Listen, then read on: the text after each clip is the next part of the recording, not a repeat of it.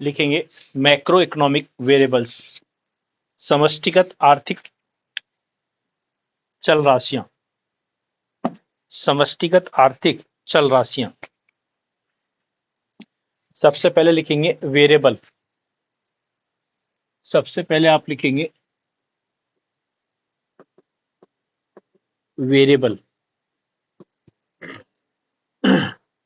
Suppose y is equal to c plus I, where c is equal to consumption, I is equal to investment,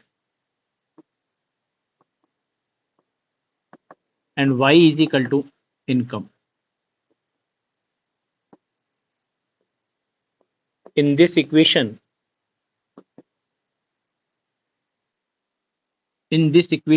y, c and I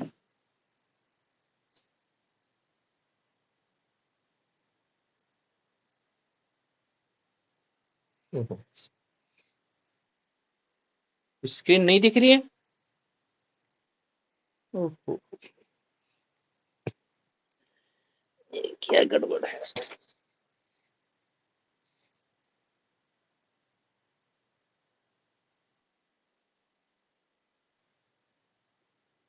Nehal को तो दिख रही है।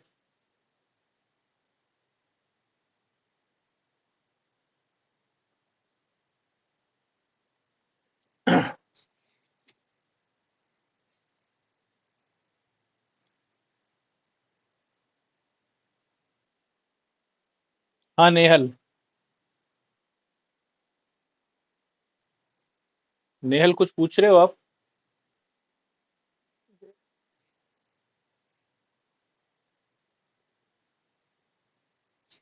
हाँ रतांजलि।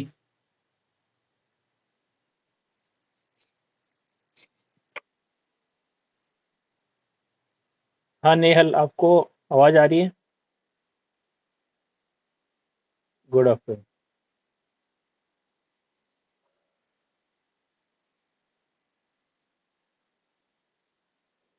मैंने लिखा है मैक्रो इकोनॉमिक वेरिएबल बस, फिर हिंदी में बोला था समष्टि आर्थिक चल राशियां।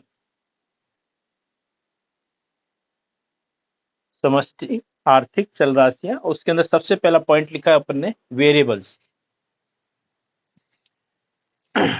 सबसे पहला पॉइंट है अपना वेरिएबल। ठीक है, तो एक एग्जांपल लिया है, y is equal to c plus i, c is a consumption, i is equal to investment, y is equal to income. y, c and I all are variables, all are variables।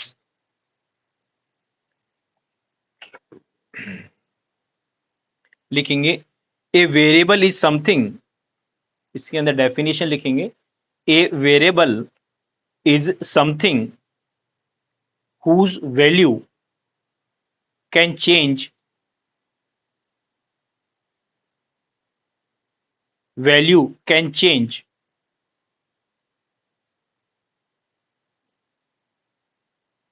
in this equation, in this equation consumption and investment, consumption and investment are depends on, are depends on income, depends on income. If income is changes, if income is changes simultaneously, consumption and investment are also changed. Simultaneously, consumption and investment are also changed.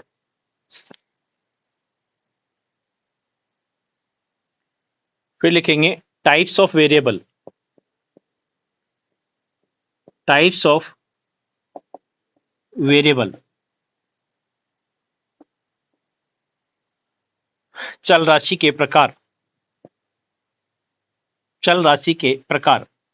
फिर इसमें लिखेंगे independent and dependent variable,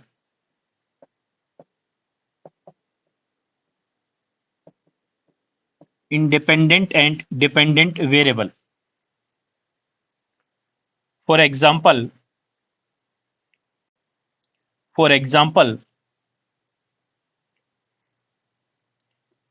Ct is a function of yt minus 1. For example, in consumption function लिखिए, in consumption function Ct is a function of yt minus 1. In this function yt minus 1 is a independent variable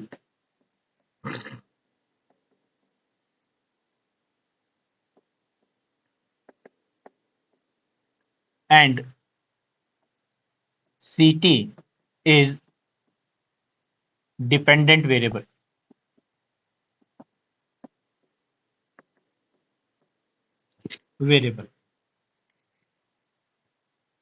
Ct is equal to, where Ct is equal to consumption in current year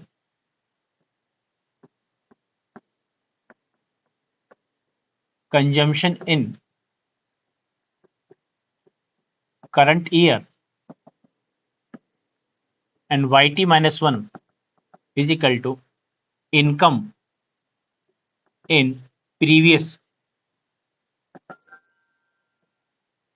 year.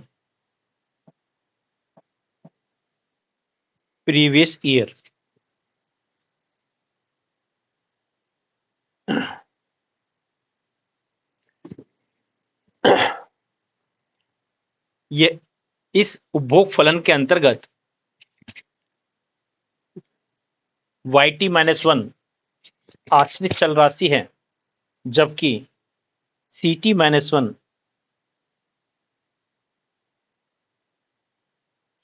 yt minus 1 स्वतंत्र चल राशि है, जबकि Ct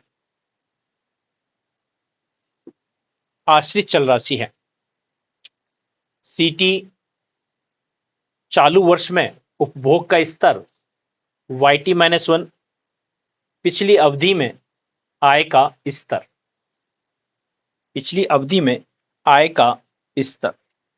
तो dependent और independent variable के अंदर क्या होता है? डिपेंडेंट वेरिएबल हमेशा किसी भी इक्वेशन के हमेशा राइट साइड में होते हैं और लेफ्ट साइड में होते हैं, और इंडिपेंडेंट जो वेरिएबल होते हैं हमेशा किसी भी फंक्शन के राइट साइड के अंदर होते हैं. तो लिखेंगे independent variable is that variable, definition लिखेंगे, independent variable is that variable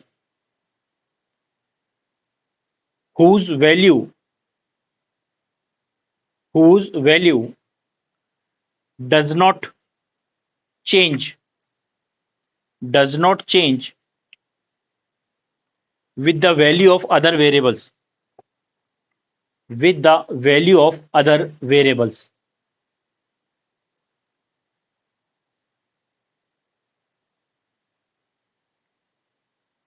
लिखेंगे स्वतंत्र चल राशि वह चल राशि है जिनका मूल्य दूसरे चरों के मूल्यों पर निर्भर नहीं करता. लिखेंगे dependent variable is that variable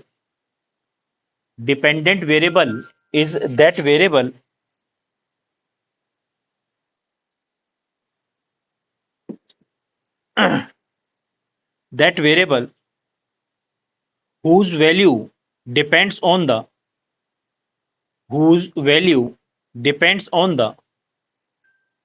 value of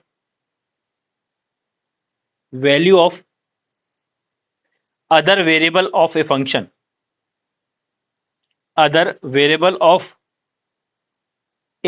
function.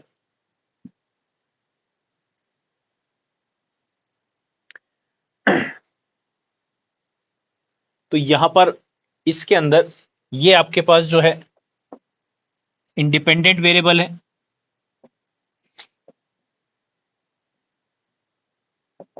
और ये आपके पास क्या है? Dependent variable. किसी भी फंक्शन के अंदर अगर हम बात करेंगे तो यहां पर ये जो कंजम्पशन फंक्शन है वो बताता है कि पिछली अवधि की आय यानी लास्ट पीरियड की जो इनकम है वो करंट टाइम का क्या है, कंजम्पशन कहलाता है। CT is a function of IT YT minus 1। ठीक है, तो इंडिपेंडेंट और डिपेंडेंट वेरिएबल की अगर डेफिनेशन, और ये जो अभी अपन इस वाले चैप्टर के अंदर जो बात करेंगे या टॉपिक के अंदर जो बात चलेंगे, जितनी भी जो वेरिएबल्स की बातें होंगी या कॉन्सेप्ट की बातें होंगी, इस पे 2 मार्क्स के जो क्वेश्चंस हैं वो इसके ऊपर आ सकते हैं, 2 मार्क्स के 4 मार्क्स के इसके अंदर आते हैं, है ना। तो डेफिनेशन पूछेंगे और साइड में अपन एक एग्जाम्पल उसके अंदर बता के देते जाएंगे। अब इसके अंदर जो बात आती है क्या, आप लोग तो क्या है मैथ्स के स्टूडेंट्स हैं, है ना। तो हमेशा कभी भी कोई फंक्शन होता है तो उसके अंदर क्या होता है, मैथ्स के अंदर और इकोनॉमिक्स के अंदर 2 प्रॉब्लम है कि मैथ्स के अंदर क्या होता है, इंडिपेंडेंट वेरिएबल यहां आता है,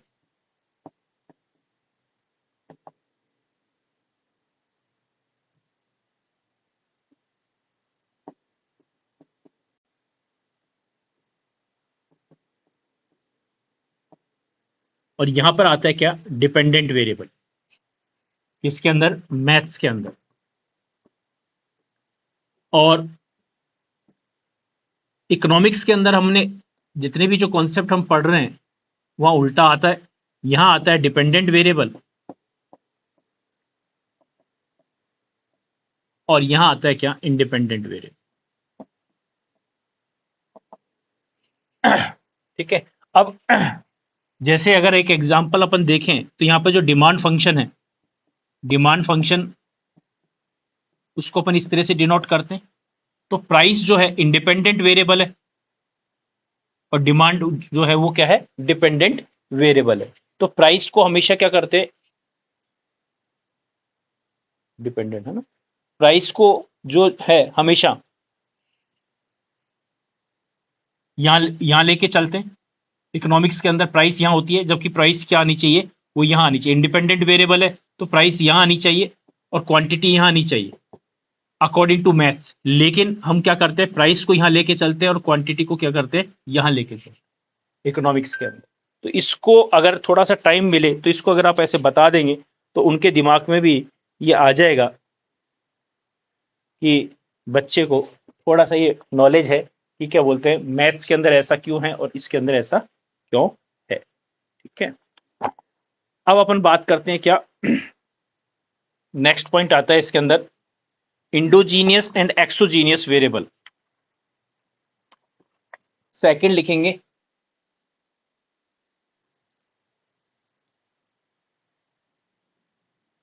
हाँ जी।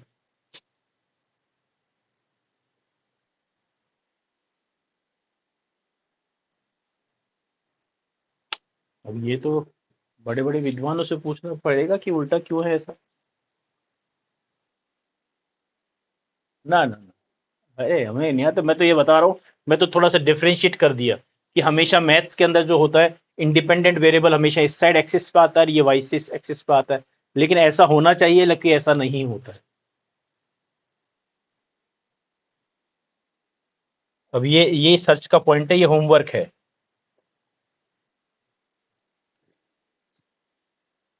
कौन सा,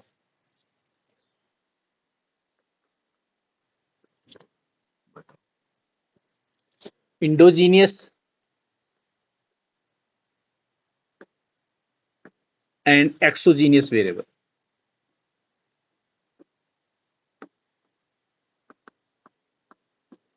इंडोजीनियस एंड एक्सोजीनियस वेरिएबल्स, आंतः जात चल राशि व बाह्य जात चल राशि।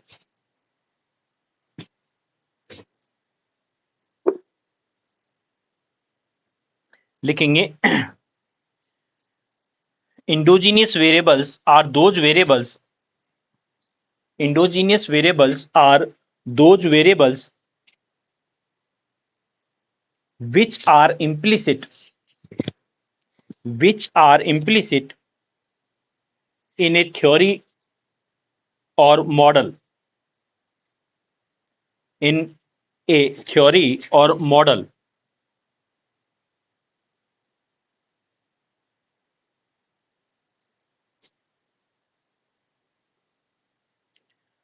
while exogenous variables are those variables, while exogenous variables are those variables whose values are determined whose values are determined by the forces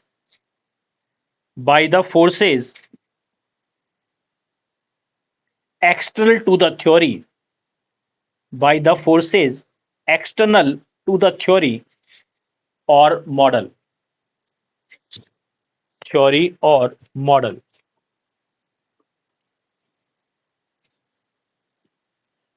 लिखेंगे आंतर्जात चल राशि वह चल राशि होती है जो मॉडल के अंदर से उत्पन्न होती है, जो मॉडल के अंदर से उत्पन्न होती है, जबकि बाह्यजात चल राशि वह चल राशि होती है,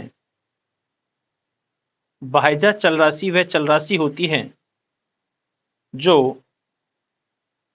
मॉडल के बाहर से उत्पन्न होती है।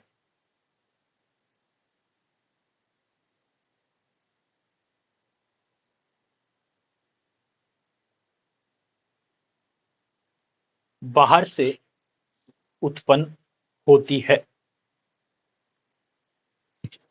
लिखेंगे इसमें अंदर एक अपन क्या करते हैं,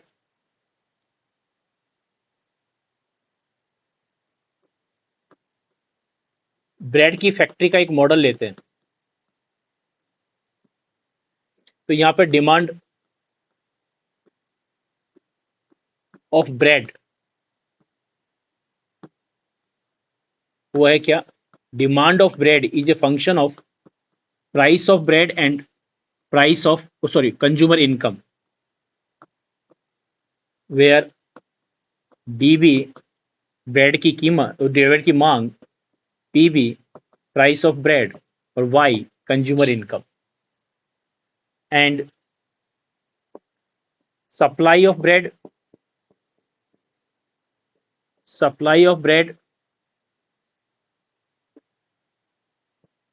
वो आपके पास है function of price of bread and price of flour, आटे की कीमत। Supply of bread, price of bread and price of flow.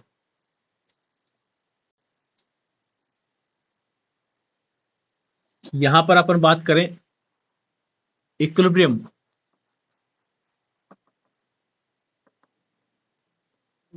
In market,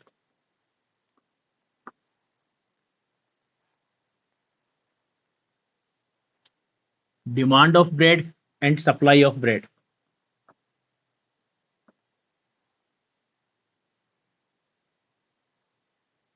ये आपके पास है प्राइस ऑफ ब्रेड और ये है आपके पास क्वांटिटी ऑफ ब्रेड।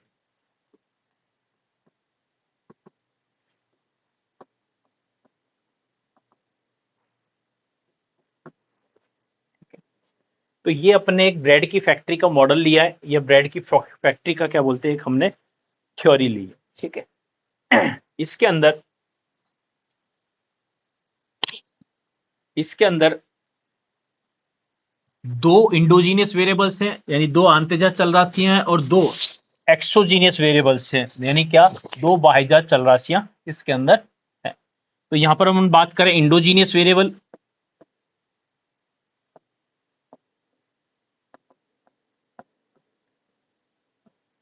फर्स्ट है क्या, प्राइस ऑफ ब्रेड,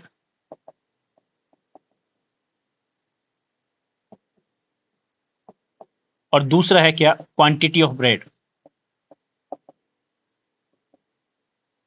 ब्रेड की मात्रा। और दो एक्सोजीनियस वेरिएबल हैं, बाह्यजात चल राशि, फर्स्ट है इसके अंदर प्राइस ऑफ कंज्यूमर इनकम, उपभोक्ता की आय, और दूसरा है इसके अंदर क्या, प्राइस ऑफ फ्लोर, आटे की कीमत। तो ये अपन को मालूम है कि ब्रेड की फैक्ट्री के अंदर या ब्रेड के जो इस मॉडल के अंदर हम बात करें तो कंज्यूमर की इनकम का ब्रेड की फैक्ट्री से कोई लेना देना नहीं है। दूसरा, आटे की कीमत का भी क्या बोलते हैं, ब्रेड की फैक्ट्री से कोई लेना देना नहीं है। तो ये दो एक्सोजीनियस फैक्टर्स हैं और दो जो पे क्या है, इंडोजीनियस फैक्टर है।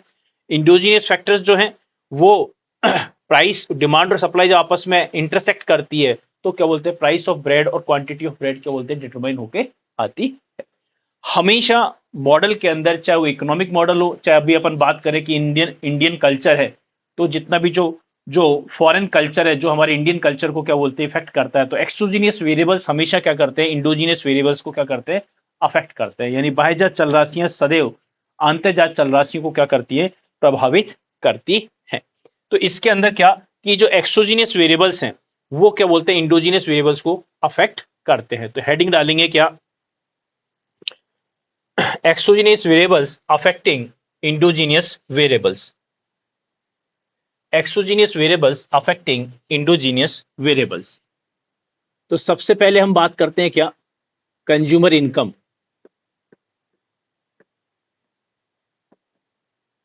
उपभोक्ता की आय। अब कंज्यूमर की जो इनकम है, कंज्यूमर की जो इनकम है वो हमने अभी इसमें बताया कि फंक्शन किसका है, डिमांड का। तो कंज्यूमर की इनकम यदि इंक्रीज होती है या डिक्रीज होती है तो डिमांड कर्व जो है वो इंक्रीज या डिक्रीज, यानी डिमांड कर्व शिफ्ट होगा। देखिएगा ये डिमांड कर्व है आपका, ये आपके पास सप्लाई कर्व है, डिमांड ऑफ ब्रेड, ये है सप्लाई ऑफ ब्रेड, ये आपके पास प्राइस ऑफ ब्रेड, ये आपके पास है क्वांटिटी ऑफ ब्रेड। ठीक है, सपोज कंज्यूमर की इनकम इंक्रीज हो जाती है, और ये हम जानते हैं कि कंज्यूमर की इनकम जो है वो क्या है, एक्सोजीनियस फैक्टर है, तो डिमांड कर्व जो है ऊपर की तरफ क्या हो जाएगा, शिफ्ट हो जाएगा। तो हमारे इंडोजीनियस वेरिएबल्स कौन से हैं, प्राइस ऑफ ब्रेड और क्वांटिटी ऑफ ब्रेड, वो दोनों के दोनों वेरिएबल जो है वो क्या हो जाएंगे, अफेक्ट हो जाएंगे। और सपोज करें हमारी इनकम जो है रिड्यूस हो गई, तो डिमांड कर्व जो है वो नीचे की तरफ शिफ्ट हो जाएगा। तो अभी क्या बोलते हैं, हमारे पास क्या होगा, दोनों जो वेरिएबल्स है, प्राइस ऑफ ब्रेड और क्वांटिटी ऑफ ब्रेड, लिखेंगे इफ कंज्यूमर इनकम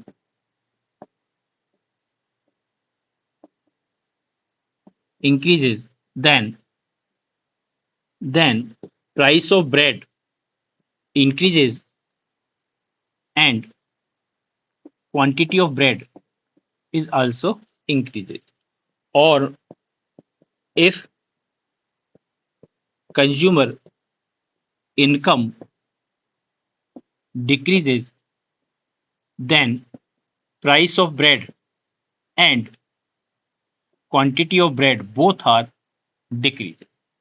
तो इस तरह से हमने इसमें बताया कि जो डिमांड कर्व है वो ऊपर या नीचे शिफ्ट होता है। और ये भी हम जानते हैं कि लॉ ऑफ डिमांड के अंदर जो इनकम है वो क्या है, जो फैक्टर है अदर थिंग रिमेन सेम लेके चलते हैं, यानी उपभोक्ता की उसमें बोलते हैं क्या, अन्य बातों के समान रहने पर, तो अन्य बातों में समान रहने पर यानी कि अदर थिंग रिमेन सेम, तो उसके अंदर क्या कंज्यूमर की इनकम आती है। तो कंज्यूमर की इनकम में यदि चेंज होता है तो डिमांड कर्व ही हमारा अपर साइड और डाउन साइड क्या बोलते हैं, शिफ्ट हो जाता है। दूसरा पार्ट हम बात करते हैं क्या, प्राइस ऑफ फ्लोर।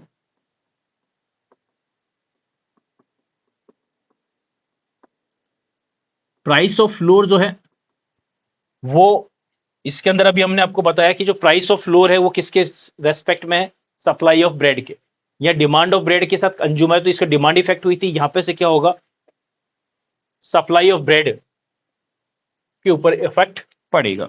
तो देखिएगा कैसे,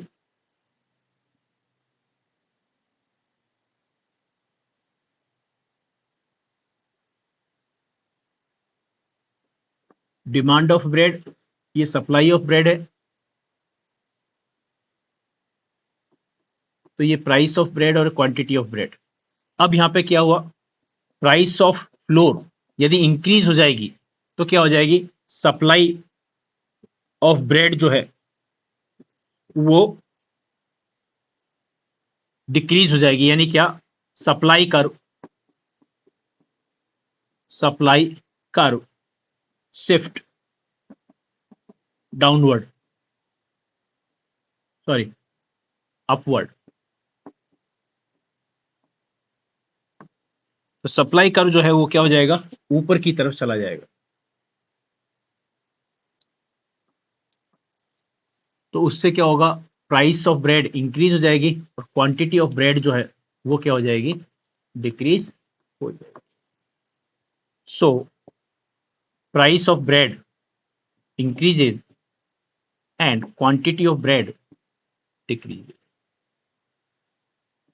और यदि अपन ने इसके अंदर बोला कि फ्लोर की जो प्राइस है, आटे की कीमत जो है वो यदि क्या बोलते हैं कम हो जाती है, सस्ता हो जाता है, तो डेफिनेट है क्या होगा, ब्रेड की प्राइस डाउन हो जाएंगी और क्वांटिटी ऑफ ब्रेड जो है वो भी क्या हो जाएगी, इंक्रीज हो जाएगी।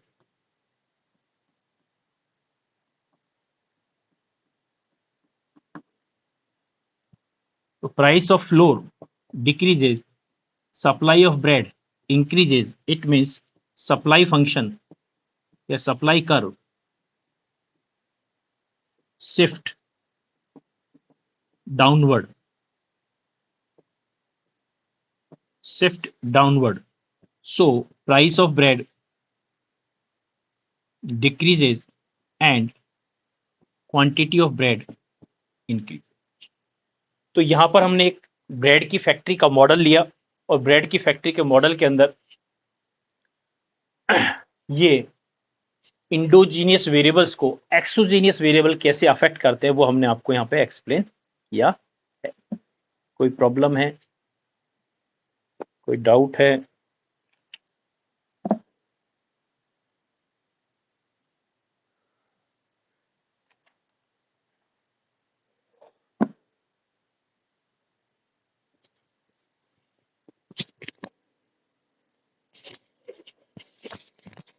चलिए अब अपन बात करते हैं, तीसरा जो पार्ट आता है।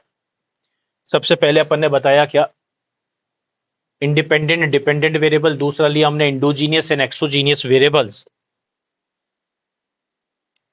अब लेते हैं क्या, ex ante and ex post variables. हाँ जी, हाँ जी,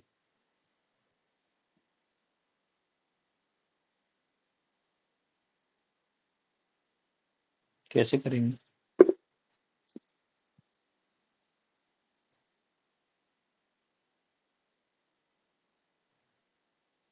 तो जब तक मार्केट में डिमांड नहीं आएगी तब तक कैसे बढ़ा देगा?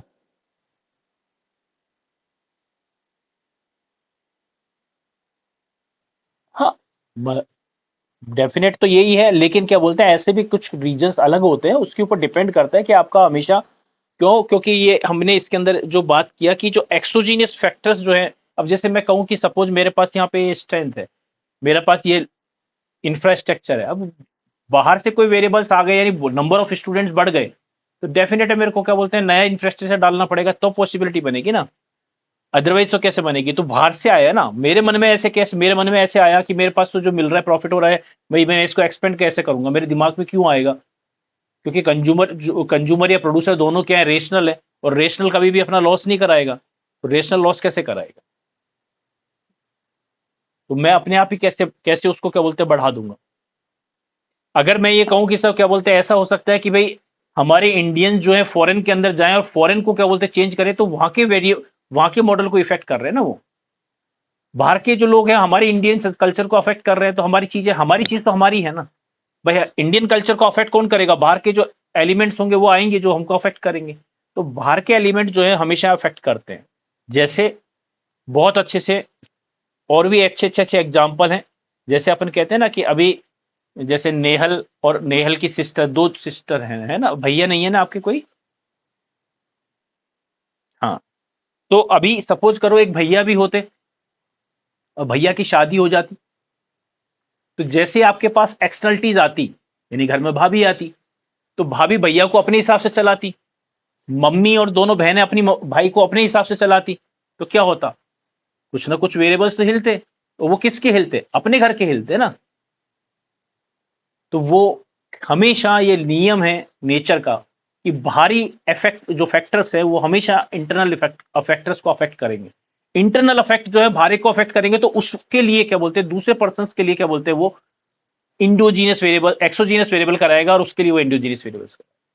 अगर क्या बोलता है भैया जो है, यानी भाभी के पियर में अगर हम जाएं और वहां पर क्या बोलता है भाई भाभी के पियर का पूरा माहौल चेंज हो जाए, तो भैया वहां पर एक्सटर्नल फैक्टर्स में आएंगे, सॉरी एक्सोजीनियस वेरिएबल्स में आएंगे। ठीक है ना। अब जैसे, हाँ बाब ये लाइफ टाइम याद रहेगा, है ना। अब जैसे एक्चुअल में क्या होता है, जो परिवार होते हैं, जैसे छोटे भाई बहन होते हैं, अभी जैसे आपके चाचा जी हैं, अंकल हैं, आंटी हैं, मौसी हैं, उनके भाई हैं, जितने भी भाई बहन हैं आपस में खूब अच्छे मस्ती करते हैं। जब कभी कभी गैदरिंग होती है, सोशल गैदरिंग में बहुत मस्ती कर रहे हैं, सब कुछ कर रहे हैं, कोई दिक्कत नहीं है, एक ही थाली में खा रहे हैं, कभी किसी की चाटा मार दिया, कभी मजाक कर दिया, कुछ भी बोल दिया, कुछ फर्क नहीं पड़ा। जैसे ही उनके साथ एक्सटर्नलिटीज आएंगी, एक्सटर्नलिटी से मतलब भैया की भाभी और सिस्टर की कंवर साहब, जैसे ही घर में आएंगे, फूफा जी जिसको बोलते हैं फूफा, तो वो फूफा फूफा की तरह काम करेगा और जो भाभी भाभी की तरह काम करेगी, और पूरी अर्थव्यवस्था। फिर जैसे आपने कुछ बोल दिया तो भाभी बोलेगी भैया को देखो, आपको देखो सबके सामने बेइज्जती कर दिया, तो भाई के दिमाग में वो क्या करेंगी, अफेक्ट करेंगे। तो ये वेरिएबल पूरे के पूरे हिल जाएंगे, और जब हिल जाएंगे तो फिर आपका हेलो हाय फोन पे रह जाएगा, है ना, फिर सोशल गैदरिंग नहीं होगी। तो ये,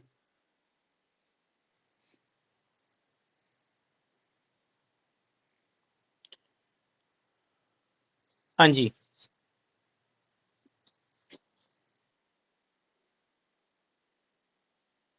नहीं वो लाइफ टाइम आएगा। हमारे वेरिएबल, हमारे जो कॉन्सेप्ट है बहुत अच्छे से क्लियर है ना। हमेशा, हमेशा पूरे नेचर के अंदर, किसी भी नेचर के अंदर एक्सटर्नलिटी जी है जो क्या बोलते हैं पूरे माहौल को खराब कर। और कभी भी ऐसा नहीं है कि हाँ ये बहुत रेयर केस है जो एक्सटर्नलिटीज जो है, यानी कहने का मतलब एक्सोजीनियस वेरिएबल्स आकर के नहीं क्या बोलते हैं मॉडल के अंदर ऐसे इंक्लूड हो जाएं कि मालूम ही ना चले, वो पॉसिबल ही नहीं है। वो पॉसिबल नहीं, पॉसिबिलिटी हो ही नहीं सकती ना, पॉसिबिलिटी हो ही नहीं सकती। क्यों नहीं हो सकती? जैसे मान लीजिए, जैसे कहते हैं ना, किसी लड़की का किसी घर के अंदर शादी होती है, वो घर में आती है, और अगर वो लड़की चेंज हो जाती है, उस घर की तरह मिल जाती है, तो उसके जो घर वाले हैं या भाई बहन है या उसके मम्मी पापा कहेंगे सब देखो छोरी कितनी डोमिनेंट थी, और यहाँ आकर के नहीं क्या बोलते दब्बू बन गई, सब चीजें खत्म हो गई, ये क्या सोची थी और क्या हो गया। तो वो एक्सटर्नल फैक्टर होता है, कहीं नहीं जाएगा। ठीक है। अब जैसे अगर अपन और भी बनाए, जैसे अपन बनाए नेचुरल बनाए, दाल बनाए, उबली हुई दाल खाएं, सब चीजें खाएं।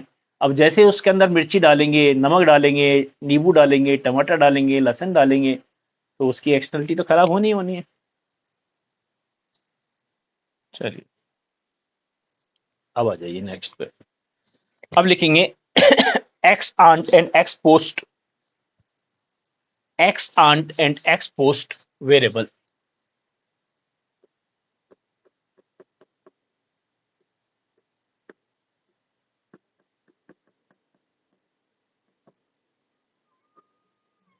X ante and ex post variable.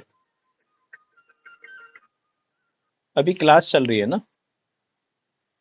Ex ante and ex post variable, वास्तविक व प्रत्याशित चल राशि।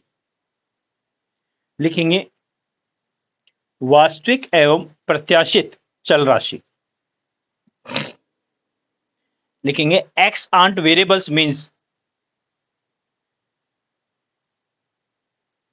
X ante variables means a variable which has been planned, which has been planned beforehand, beforehand, while ex post refers to, ex post refers to, refers to actual variable which are planned after hand,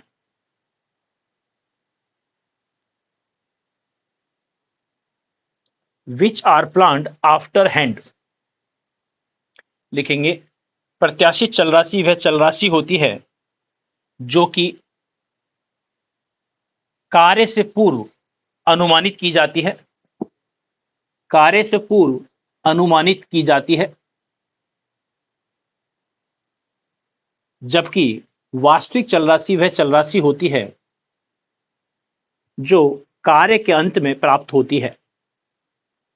जैसे अभी आपने expect किया, आपने तैयारी कर रहे, बहुत अच्छे से तैयारी कर रहे, और आपने एज्यूम किया कि भाई इस तरह की हमारी तैयारी है तो हमारे मार्क्स ये आ जाएंगे, यानी आपने कहा कि सब हमारे मार्क्स 90% आ जाएंगे।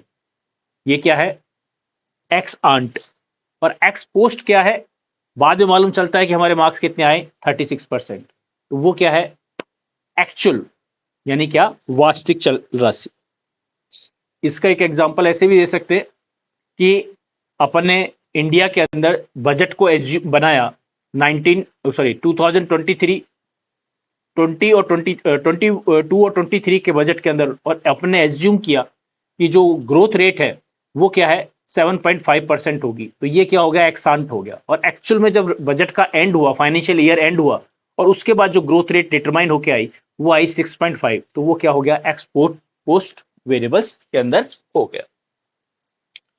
तो for example, in Indian economy, एक minute, Indian economy financial year 2022-23 growth rate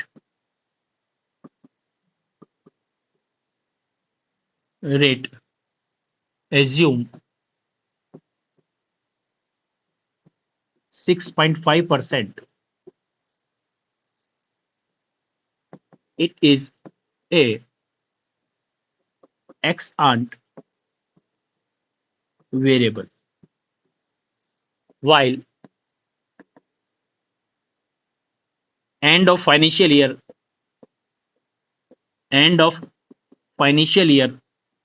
2022-23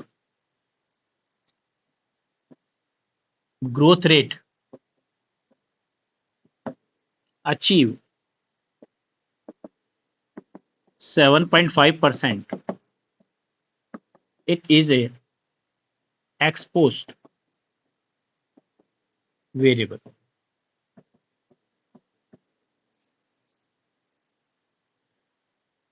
हाँ जी, दोबारा हैंड रेज करिएगा।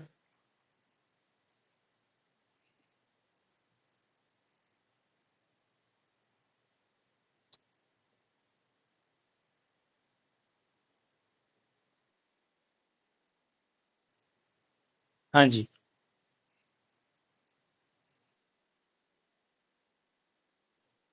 तो बताया था ना। फिर लिखेंगे नेक्स्ट जो आता है स्टॉक एंड फ्लो। स्टॉक व प्रवाह।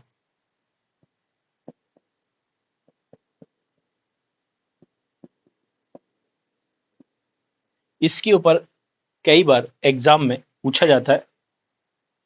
लिखेंगे a stock is a quantity,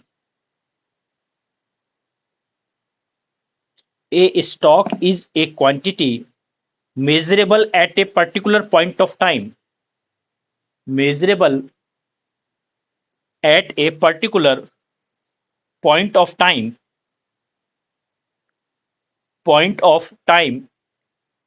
while flow is a quantity, while flow is a quantity measured over a specified period of time, over a specified period of time.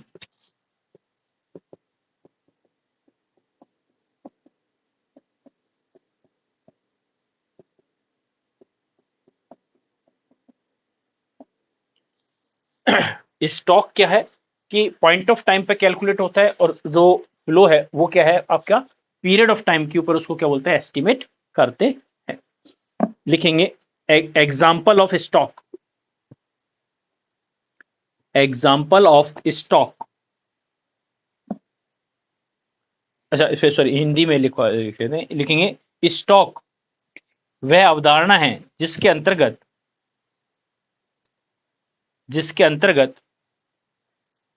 किसी इकाई को समय के एक निश्चित बिंदु पर मापा जाता है, किसी इकाई को समय के एक निश्चित बिंदु पर मापा जाता है, जबकि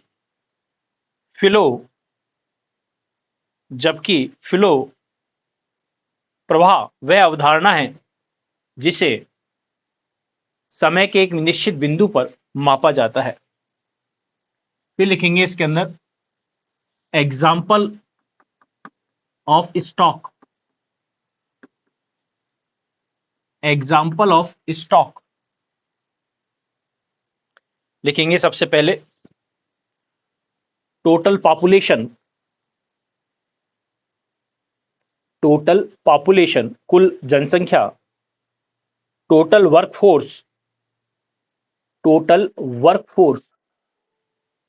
कुल श्रम शक्ति, लिखेंगे total number of employed person, रोजगार प्राप्त व्यक्तियों की संख्या,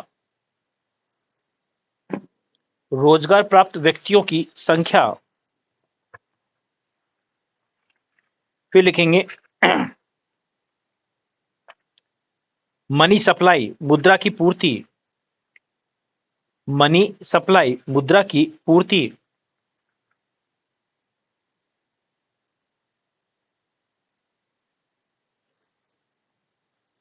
फिर लिखेंगे इसके अंदर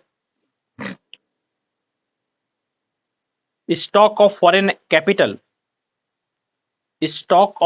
कैपिटल, विदेशी मुद्रा पूर्ति की मात्रा, फिर लिखेंगे बैंक डिपॉजिट्स, बैंक जमाएं,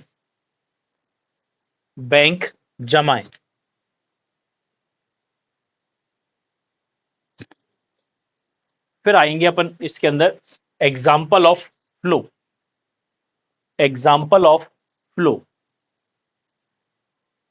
प्रवाह के उदाहरण, लिखेंगे नेशनल इनकम, राष्ट्रीय आय,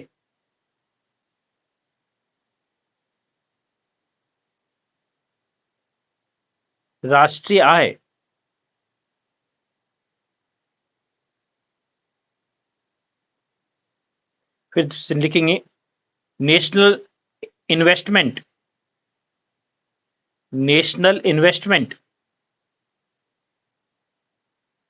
फिर लिखेंगे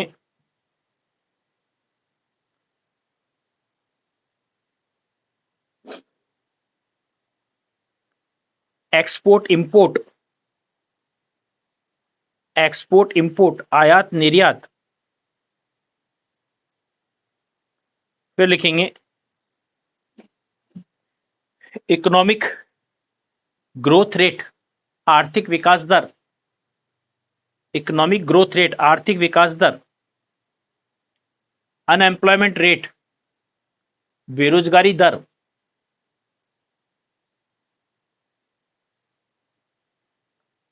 नेक्स्ट लिखेंगे growth rate of labour force, Shram Shakti वृद्धि दर,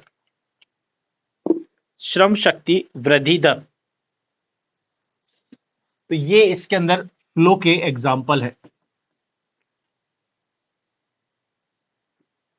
अब आता है एक क्वेश्चन मेरा आप लोगों से कि सेव एंड सेविंग कौन सा स्टॉक है, कौन सा फ्लो है? बचत एवं बचतें कौन सा स्टॉक है और कौन सा फ्लो है?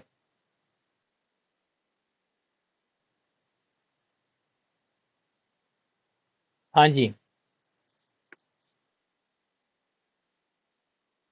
और कैसे?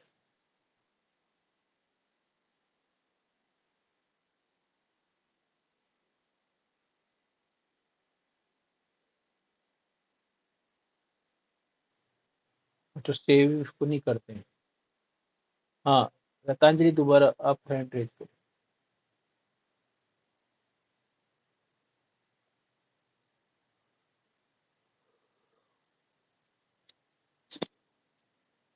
सही बोल रहे हैं, ये फ्लो है और ये स्टॉक है। सेव जो है स्टॉक है और सेविंग जो है फ्लो है।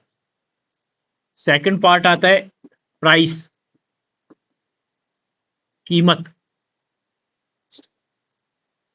प्राइस क्या है?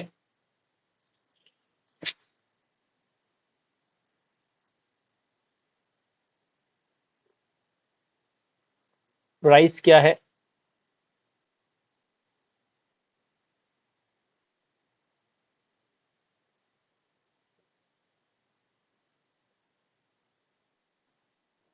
रतांजलि जी आप बताएंगे?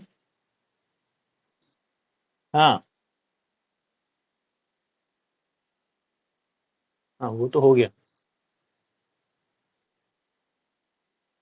हाँ, मैंने पूछा प्राइस क्या है।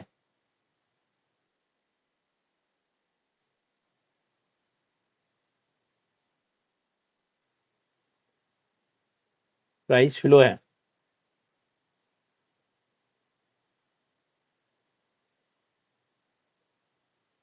नेहल से पूछते हैं ये बात।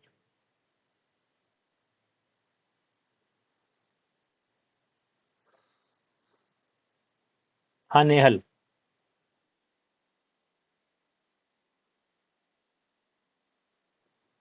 आपको प्राइस स्टॉक लग रहा है? ऐसे क्यों लग रहा है?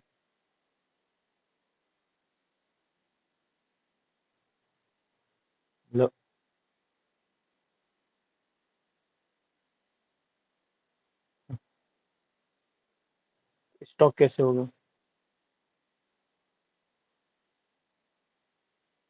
कैसे प्राइस को मेजर करते हो? नहीं तो, अरे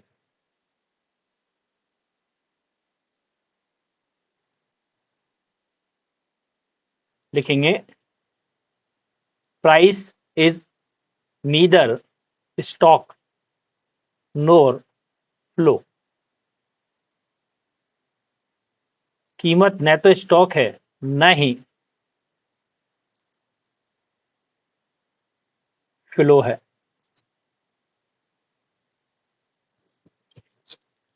न ही फ्लो है। It is a it is a ratio between cost and value. Ratio between cost and value. This concept propounded by this concept propounded by Gardner Ackley.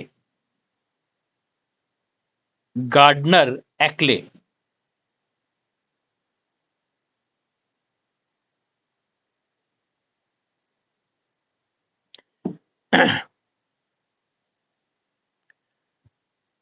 ठीक है, नेक्स्ट लिखेंगे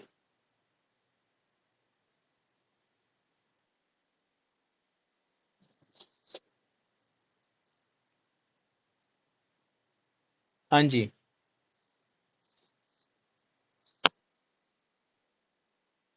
एक्ले की स्पेलिंग ACKLEY।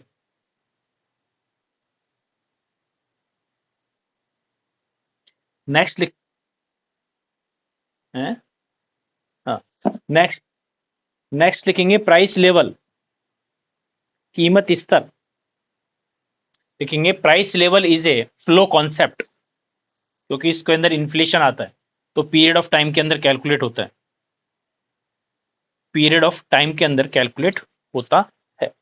नेक्स्ट लिखेंगे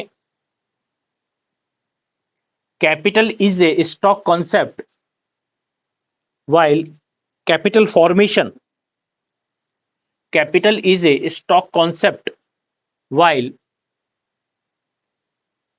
capital formation is a flow concept. पूंजी एक stock अवधारणा है, जबकि पूंजी एक स्टॉक अवधारणा है, जबकि प्रवाह एक पूंजी निर्माण एक प्रवाह अवधारणा है। पूंजी निर्माण एक प्रवाह अवधारणा है। नेक्स्ट लिखेंगे सर्विसेज, सेवाएं। Services is a stock concept. Services is a stock concept. Next लिखेंगे, अच्छा एक चीज और है, आप लोगों से पूछ रहे हैं कि जंगल है, फॉरेस्ट, तो फॉरेस्ट के अंदर क्या होता है, हर बार बारिशों के टाइम के अंदर पेड़ पौधे बढ़ जाते हैं और चीजें हो जाती हैं, तो वो कॉन्सेप्ट जो है स्टॉक है या फ्लो है? फॉरेस्ट, जंगल।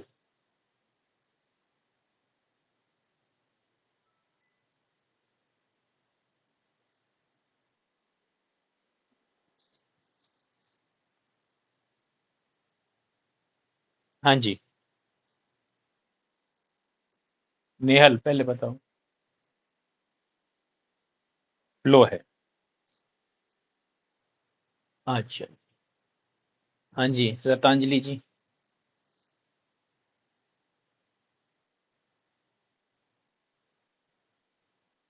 आवाज आ पा रही है आपको?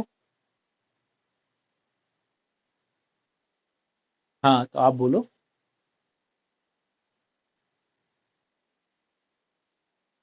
नहीं मैं तो नहीं मालूम, मैं तो पूछ रहा हूँ स्टॉक कैसे होंगे? हैं?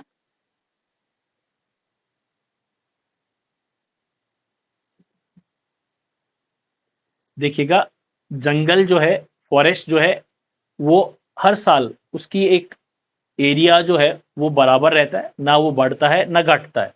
हर बार क्या होता है, मैं इसको क्या बोलते हैं आपको बता भी दिया कि मानसून आता है, बरसात वगैरह आती है तो ग्रीनरी आ जाती है, फिर वापस वो कुछ पुराने होते हैं वो जल जाते हैं, गिर जाते हैं, चीजें हो जाती हैं, तो वो चीजें बनी रहती है। तो फॉरेस्ट का जो एग्जाम्पल है वो स्टॉक का है।